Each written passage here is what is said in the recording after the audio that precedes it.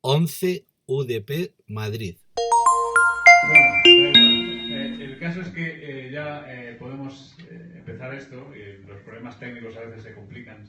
Y, y hoy os voy a hablar de esto de las viviendas colaborativas, ¿no? Me dicen que tienes que empezar bien una conferencia entusiasmando a la gente. Así que yo intentaré prometeros algo. En esta imagen que aparece primero, aparecen unas personas alrededor de una mesa colocando unas maquetas de unas casas sobre unos planos, ¿no?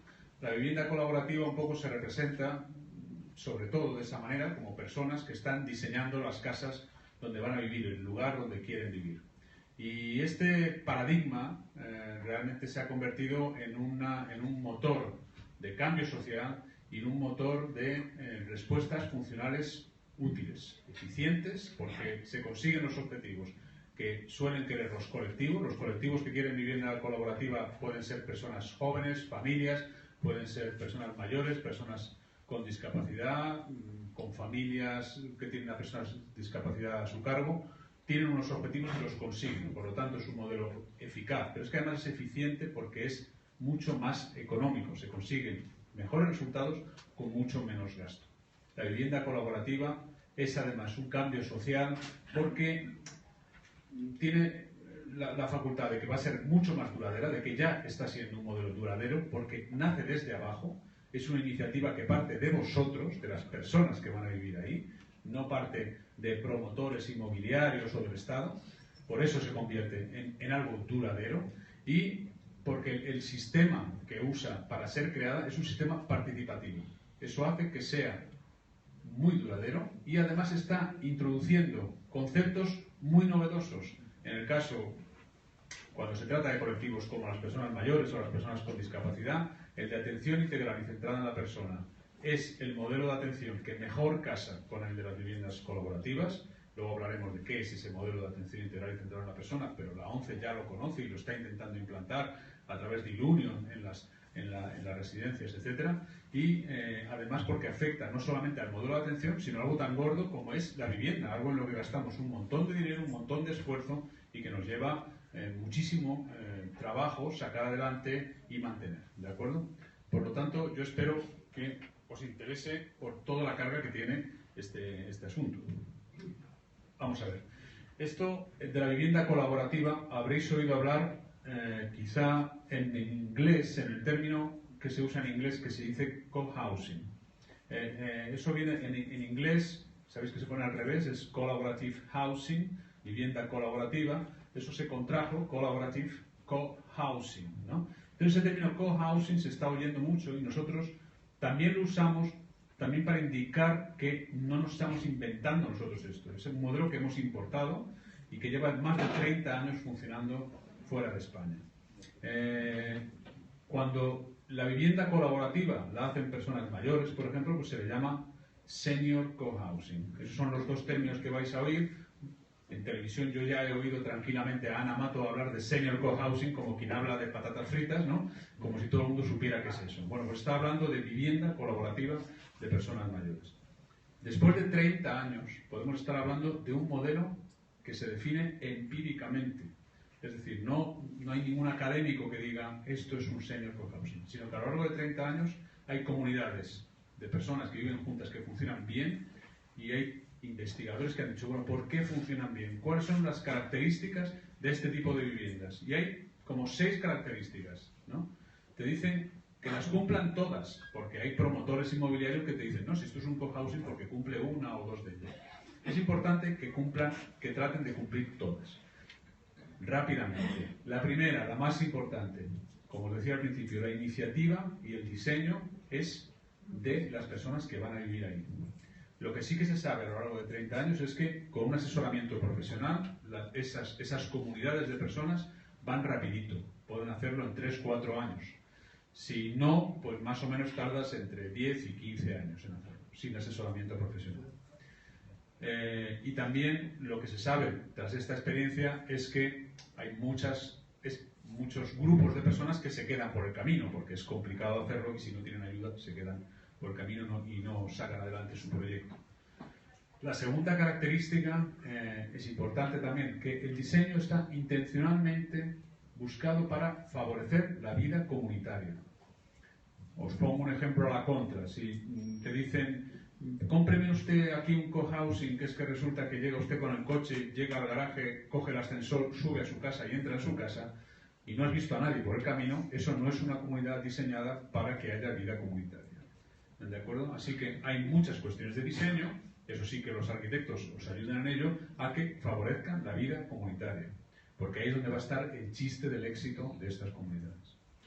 La tercera característica es que suelen tener zonas comunes más grandes de lo normal. Al diseñarlas vosotros, generalmente termináis por tener más zonas comunes que zonas privadas. Esto es algo que ocurre así y más o menos viene a estar en un 40% de zonas comunes y un 60% de zonas privadas. La cuarta característica es que estos son comunidades autogestionadas, generalmente organizadas con comités, y les gusta esto que llamamos la inteligencia colectiva, es decir, que haya realmente expresión de la diversidad de la gente que vive ahí. Si alguien nos dice esto es una comunidad donde todos somos de una determinada creencia o de un determinado club, o solo, eso es raro. En un cohousing va muy bien que haya gente que venga de sitios distintos, porque esa aportación diversa crea mucha riqueza y crea esto que llamamos inteligencia colectiva. La quinta es que no hay jerarquías. Y esto es importante porque hay algunas sectas que se hacen llamar cohousing. En una secta generalmente hay un líder. En esto casi nunca hay un líder. Esto suelen ser sistemas democráticos, igual que vuestra comunidad de vecinos donde vivís ahora, que elegís ahora un presidente y mañana otro, pues eso mismo. Es una comunidad bastante normal en ese sentido, como las que ya conocéis, representadas democráticamente. Y la última es que la economía se mantiene privada, es decir, no es una comuna o un kibutz o un convento donde la economía es común, ¿no? Donde todo el dinero lo pongo en un saco, venga de quien venga, sino que la economía se mantiene privada y la vida privada también se respeta. Estas 6 características, ¿qué es lo que traen consigo? Pues lógicamente que esto no es exactamente un negocio. Si un promotor de cohousing, es decir, que es un promotor de cohousing, va a ser seguramente un gestor o un facilitador, un asesor, ¿no? Y no va a ser alguien que intente conseguir grandes beneficios porque como todo el proceso es transparente y participativo, es raro que vosotros no conozcáis al detalle cuáles son las cuentas y cómo funciona todo.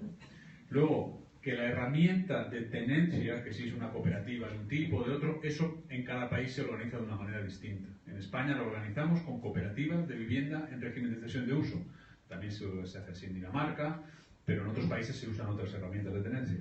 Y hay una cosa que sí que os tenéis que fijar, que es en la lista de espera. En la lista de espera en estos sitios es lo que demuestra que el sitio es un éxito. Si hay una lista de espera larga, si mucha gente quiere vivir ahí, es que el sitio está bien diseñado y que la comunidad tiene buen ambiente, ¿no?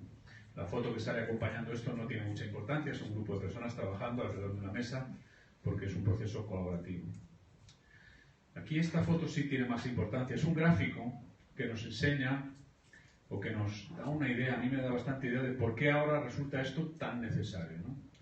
En este gráfico, que es un gráfico del Instituto Nacional de Estadística, se llama ratio de apoyo familiar, pero se podría llamar ratio de apoyo informal, desde el año 2000 a 2052. Y este gráfico, que es una curva que cae de izquierda a derecha de una forma exponencial, nos muestra cuántas personas hay de entre 45 y 65 años por cada persona mayor de 80 años desde un punto de vista demográfico, ¿no?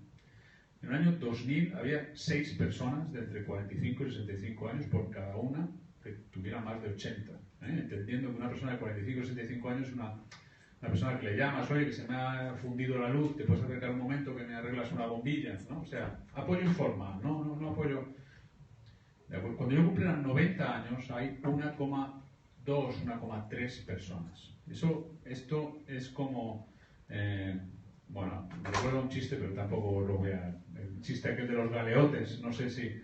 Dice, tengo una buena noticia y una mala. Y dice, ¿cuál es la buena? Y dice, la buena es que os vamos a cambiar de calzoncillos. Y dice, la mala, y dice, tú contigo, tú contigo, tú contigo. Bueno, pues es como aquel chiste, dice, la buena noticia es que vamos a vivir mucho tiempo, pero que tú le vas a cuidar al que tienes al lado y así sucesivamente, porque en realidad va a ser una sociedad bastante envejecida, porque tenemos buena salud, tenemos muy buenos sistemas médicos y vivimos la mayoría muchísimo más tiempo. No es que en Grecia no se alcanzaran los 100 años, pero ahora muchísima más gente alcanza los 100 años. A la vez que conseguimos estas cotas de longevidad, también nos asalta a todos una cierta incertidumbre sobre la dependencia que vamos a tener en los últimos años de nuestra vida, la calidad de vida que vamos a tener, de si la pensión me va a alcanzar o no sé qué. En fin. También es una generación que no queremos ser una carga para nuestros hijos, les hemos educado además para que salgan, para que estudien fuera, para que no sé qué, con lo cual es raro que en esta generación estemos esperando que ellos nos cuiden a nosotros. Desde luego por esa razón tenemos miedo a perder nuestra autonomía personal, ¿no? Miedo al aislamiento, a quedarnos solos. El papel de la comunidad para eso va a ser primordial en este modelo, mucho más que el del médico, digamos, es el de la comunidad. Por otra parte, aunque ahora esto sea necesario, no nos estamos inventando nada, estamos hablando de algo que siempre ha existido, que es que la buena compañía la ha necesitado el ser humano siempre. Solo estamos emulando qué ocurría en una aldea hace 60 años escasamente. Es una generación donde se ha perdido esto de que unos vecinos cuiden a otros, ¿no? Es una cosa que se ha perdido hace muy poco. Y hay un concepto que así sonará un poco erudito, esto es mutualismo comunitario, pero básicamente son esas relaciones de reciprocidad que sustentan el apoyo social necesario cuando yo tengo una situación de fragilidad o dependencia. Es decir, yo creo que mi vecino me puede ayudar porque él cree que yo le puedo ayudar a él, etc. Hay una especie de reciprocidad implícita en ese sistema de cómo funcionaba una aldea, por ejemplo, que se le llama mutualismo comunitario. Por eso, aquí, cuando investigamos en esto, descubrimos una oportunidad. Descubrimos la oportunidad de tener un envejecimiento que sea cualitativamente mucho mejor que el que podríamos tener quedándonos solos en casa, si es que no tenemos una buena comunidad de vecinos. Por lo tanto, aquí aparece en la foto un grupo de personas mayores, eso que vemos en un parque o en un barrio, ¿no? Las personas mayores que están sentadas charlando tranquilamente en el parque o en la aldea. Esto es lo que estamos intentando reproducir, una relación vecinal, y lo estamos intentando reproducir de forma consciente, de forma, si queréis, artificial, ¿no? Pero hago mucho hincapié en esto porque esto no es una cuestión inmobiliaria, sino que es cómo creamos comunidad. Normalmente lo que haremos será pensar que vamos a vivir con personas a las que nos importa y nosotros les importamos a ellos. Y aparece aquí en la foto ese típico grupo de amigos que decide un buen día y que se pregunta y que dice, ¿por qué no nos jubilamos juntos, ¿no? Es lo que nosotros llamamos la foto de arranque de un grupo, ¿no? Ese primer día donde 8 o 10 amigos dicen, venga, vamos a intentar explorar esta posibilidad. Aquí en la foto aparece un grupo de personas en un taller trabajando, en un taller donde se ven herramientas, están haciendo cestos. Esto es un sitio en Suecia, ¿no? Un sitio que es pequeñito, no tiene muchas zonas comunes y este taller lo usan para todo. Y dice, el concepto de comunidad está en el principio, en el arranque de cómo empezamos estas cosas y también en el fin de lo que perseguimos. O sea, no perdamos de vista el concepto de comunidad de personas que se ayudan. Aquí vemos al americano, a Charles Durret, el que vino aquí a Madrid hace unos meses a presentarnos el libro que hemos traducido de él, que está trabajando con un grupo de personas. Yo creo que está trabajando, no sé si en Estados Unidos es posible, pero la lámpara que cuelga es una lámpara danesa, es una PH5, no sé si la conocéis. Es un trabajo que se hace con, el arquitecto lo hace con las personas o las personas con el arquitecto, ¿vale? Es un trabajo de diseño común, porque las personas están diseñando un entorno adecuado para vivir ellas, no se lo está diseñando un tercero, lo están diseñando ellas, ¿eh? Y este principio importante es una frase de una señora de una comunidad que dice: tanta comunidad como quiero y tanta privacidad como quiero, ¿no? O sea, no hay obligaciones, no es que la comunidad te diga ahora tienes que hacer esto o lo otro, sino que cada uno elige cuánto grado de vida en comunidad quiere o cuánto grado de privacidad quiere, ¿no? aunque, como os hemos comentado antes, sí que diseñaremos para propiciar la vida comunitaria. En la foto aparece una señora que está en una cocina, como la cocina de nuestra casa, con sus cacharros y con una luz agradable entrando por la ventana y unas plantas y está leyendo el periódico en su casa. Se ve claramente que está en su casa. Y insisto en esto porque Charles me dice que insista en esto. Charles, el americano, me decía, a mí me han preguntado en mi cocina si tenemos cocina privada, ¿no? Él vive en un cohousing, ¿no? O sea, la gente piensa que es que esto siempre es una comuna, con una cocina común, etc. Y dice, en mi propia cocina me han preguntado si tengo cocina privada. Y dice, sí, estamos sentados en mi cocina. Entonces, siempre es importante, la vida privada de cada uno, su apartamento, su casita, está completa, pero tiene unas zonas comunes que son ampliación de la zona privada. Esto antes me lo he saltado. Las zonas comunes estas que hemos hablado antes, que soléis pedir más cantidad de zonas comunes, son ampliación del hogar. No es como de 3 a 5 el podólogo viene y abre su consulta.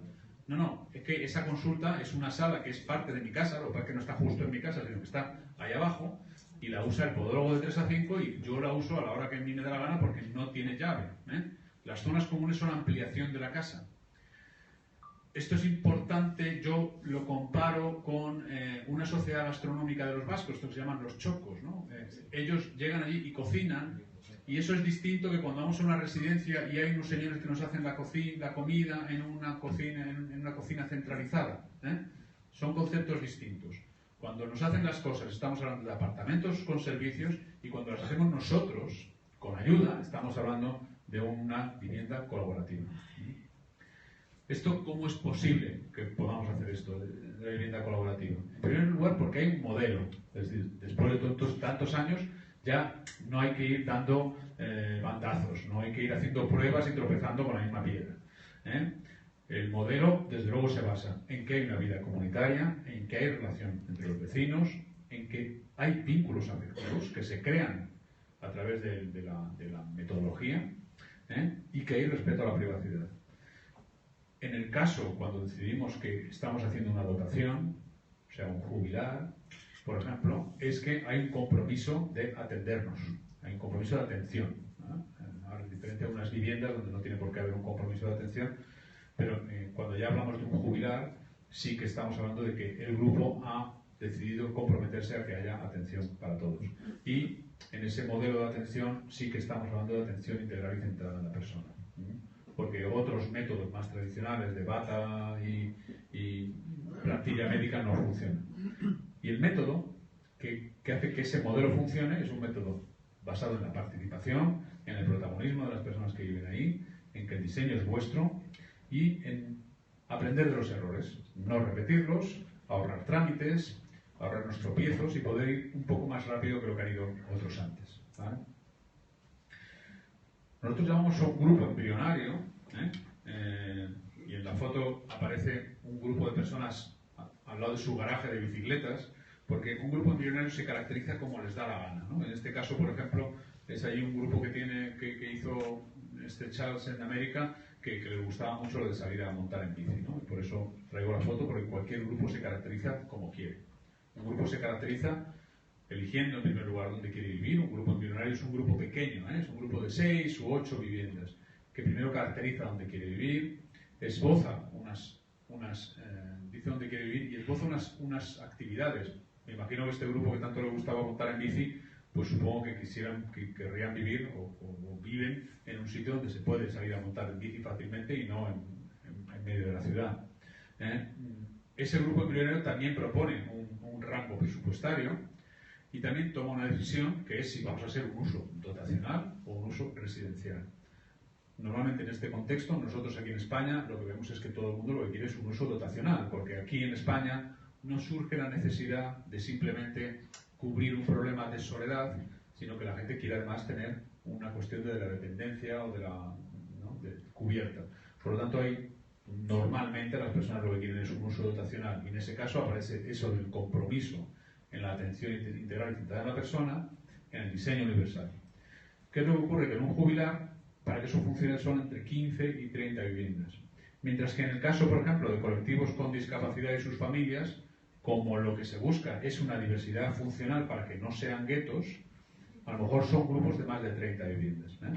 O sea que cada grupo puede hacer las cosas a su medida y según sus necesidades. Es la ventaja que tiene este sistema, que nadie está pensando por ti qué es lo que es importante. Por eso en esa foto de los señores con la bicicleta, Charles contaba, esta gente, en vez de querer ver desde sus viviendas la zona de comer, querían ver el garaje de las bicis, porque para ellos lo más importante era ver cuándo alguien salía en bici para apuntarse a ese grupo o para no apuntarse a ese grupo porque estaba allí el pesado que no les caía bien, ¿no? Entonces, lo importante desde sus casas no era ver el sitio donde se comía, sino el sitio donde sacaban y entraban con las bicis. O sea, cada grupo personaliza esto como quiere, según sus aficiones y según sus gustos, ¿no?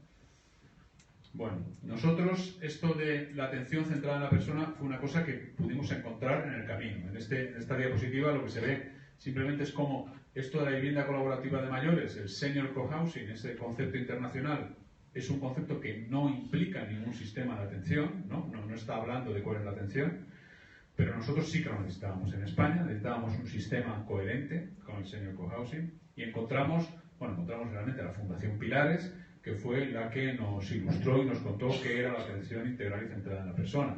Y la atención integral y centrada en la persona lo único que hace es poner sobre la mesa principios éticos generales como la autonomía, la participación, la integralidad, la individualidad, la inclusión social, etc. Y establecer con esos criterios de actuación según para los grupos que sean, si son grupos de mayores o grupos de cualquier otro tipo de discapacidad. Pero además, si hablamos de sistemas centrados en la persona, incluso en educación, son los mismos principios. Mi mujer que está en educación Montessori son los mismos principios: autonomía, participación, inclusión social, independencia, pero los criterios de diseño son distintos porque están hablando de niños, ¿no? Siempre las cuestiones centradas en la persona se basan en los mismos criterios éticos, ¿no? ¿Cómo nos afectan estos criterios éticos en un jubilar? Pues desde luego porque la asistencia va a ser a medida. Vais vosotros a ir decidiendo qué asistencia necesitáis. Y por lo tanto, además, es una asistencia que llamamos, o que llaman en los de atención centrada a la persona, integrada y sin bata, eso ¿no? Que no esté todo como medicalizado, ¿no? Hay otro factor, nosotros recomendamos, y yo creo que es interesante, es una figura que se llama el gestor de casos, especialista en atención centrada a la persona, que es quien coordina un equipo interdisciplinar. Y en ese equipo interdisciplinar están las personas, estáis vosotros y están vuestros vecinos, y es el asesor que un poco está pendiente de los temas que tienen que ver con las posibles situaciones de dependencia o en general con cuestiones sociosanitarias. Ese gestor de casos es importante. Nosotros ya conocemos alguna comunidad en España que lo tiene y alguna comunidad autogestionada que no lo tiene, y realmente están bastante despistados sobre lo que tienen que ellos contratar o no, porque se inventan cosas y no tienen ningún asesoramiento. En estas viviendas el apoyo de la comunidad, de tus vecinos y de tu familia es muy sencillo respecto a lo que os encontraríais en una residencia geriátrica donde ni tu familia, ni tus vecinos, ni tus compañeros van a ayudar en nada. Solamente te vas a basar en un apoyo médico, de enfermeras, etc. La atención integral y centrada en la persona también nos influye en el modelo arquitectónico. Es un modelo hogar. No se parece aquello a un hospital, porque es que no es un hospital. Nadie vivimos en hospitales, ni nos gusta vivir ni en hospitales ni en hoteles. Vivimos en casas. Luego, la arquitectura es algo que llamamos modelo hogar, pero sí que está adaptado y es adaptable. Adaptado en lo básico y adaptable para lo demás. No vivimos en sitios que están llenos de barras y de cosas, porque en general no necesitamos barras hasta que no las necesitamos, ¿vale? Pero tiene que ser adaptable, tiene que ser fácil de poner esa barra si lo necesito. Y esto, vosotros sabéis mucho de esto porque es diseño universal, aquello que se consiguió hace años en la ONU, de establecer que el diseño universal es aquel que vale para todas las personas, no solamente pensando en temas de discapacidad. La idea es que en estos lugares te puedes quedar hasta cualquier nivel de dependencia. Esa es la vocación de un jubilar frente a la vocación de un senior cohousing internacional, que es que, bueno, te cubres unos años de soledad y luego te vas a una residencia. Aquí no, aquí la gente en España no se mete en esto si no es para llegar hasta cualquier nivel de dependencia, y eso nos va a exigir que la arquitectura esté bien diseñada y que la organización esté bien preparada, y de todas maneras sigue siendo más barato, más eficaz y más eficiente. Si mi madre, que ahora tiene 90 años y de pronto se ha dado cuenta que tiene que ir a una residencia, me hubiera hecho caso hace unos años, pues ahora no tendría el problema que tiene, que seguramente se vaya a quedar sin piso porque se tiene que ir a una residencia, y antes no hubiera pasado eso. Bueno, a lo que voy es que luego esto se consigue porque hay una metodología, que os resumo muy brevemente, que empieza con un pequeño taller donde la gente decide o piensa dónde quiere vivir. Para pensar dónde quiere vivir a veces también tiene que pensar qué quieren hacer, eso da pistas sobre dónde quieren vivir. Luego entramos en una pequeña fase donde ese pequeño grupo se compromete, hace un estudio de viabilidad de ese sitio donde quiere vivir, nosotros ayudamos a buscar ese sitio. Luego hay una cosa muy importante que es el taller 1, que es donde el grupo se hace más grande hasta alcanzar el número de personas que son necesarias y donde el grupo empieza a coger cierta cohesión. Sin el taller 1 no se puede hacer el taller 2, que es el taller de diseño, porque todo el grupo, toda la comunidad diseña el edificio con los arquitectos, y luego ya cuando se construye el edificio es cuando el grupo hace ya sus normas de uso interno. Y ya uno se vaya a vivir. En 5 puntos parece bastante fácil la cosa, ¿no? Y la cuestión es que vivir allí es vivir autogestionados, sin tutelas, es vivir en un entorno seguro, porque vosotros lo habéis diseñado, es vivir rodeado de amigos y de conocidos, vais a intercambiar conocimiento y experiencias con ellos, que a veces ahora uno viviendo en su casa, cuando los hijos se han ido, ya no se imagina que uno puede volver a hacer un proyecto tan interesante. Las actividades que se hacen tienen sentido porque las habéis diseñado vosotros, como antes nos decía Bernardo, no tiene sentido algo que los demás te dicen que hagas, sino solo tienen sentido las cosas que tienen para ti sentido. Y como esto lo has diseñado tú y tú diseñas las actividades, lo que se hace ahí tiene sentido porque es tuyo y lo has hecho con tus amigos. De pronto tu vida tiene proyectos, no solo recuerdos, ¿no? Y la cuestión no es una cuestión muy complicada, simplemente es gente que se ayuda como buenos vecinos. Esto provoca unas mejores condiciones de salud y sobre todo mucha mejor